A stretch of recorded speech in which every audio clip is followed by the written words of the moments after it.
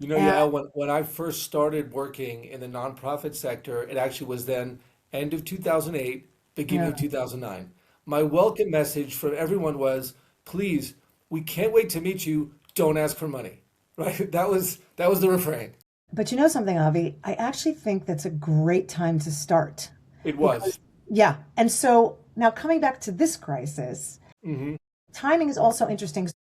We're finished with GFC, and now it's like 2011, and this is happening with Hmm. this charity we just walked into. So, in terms of emotion and trust and the donors and what to look for, no one was looking because it's like lightning doesn't strike twice in the same place. And so everybody was just hit with this whole financial curveball. But like, what could go wrong now? Now we've learned so many lessons. By 2011, it's only 2 years later. People are starting to recover. There's trust. Nobody's even thinking to ask the questions that need to be asked. And so, honestly, if nobody's asking questions, that's the first flag.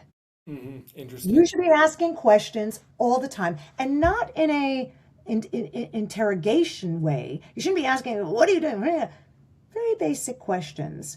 Who's your auditor? Let me see the accounts. Everybody can go online and see accounts in every country. You're pretty much able to. In America, you can see the 990s. In England, you can see the audit. The accounts are filed online. Everybody's able to do just a little bit of due diligence, which is Hmm. not difficult for themselves, and take accountability and responsibility for your own actions. Don't assume, this is what I think now. Don't assume the charity is going to be perfect. It won't. Invariably, something is not going to go right. Maybe somebody is mismanaged. Maybe the organization isn't aligned. Maybe there's politics in the back. It's like 100 things that could go, I don't want to say wrong, but that are the sort of character and the bread and butter of the way things work.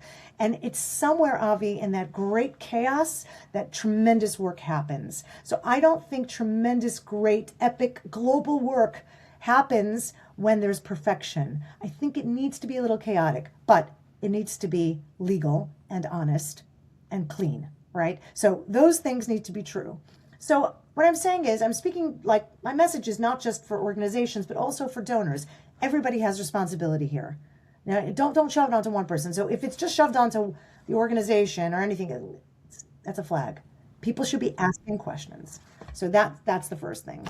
Right. I would There's that say, shared responsibility. The way I understand it, Yael, is I look at things from the lens of there's the donor, the contributor, the giver, but there's what I call the impact agents, right? This is a partnership between, in order to get to the end result, if the donor knows how to run an organization with thousands or hundreds of thousands of volunteers, et cetera, go ahead.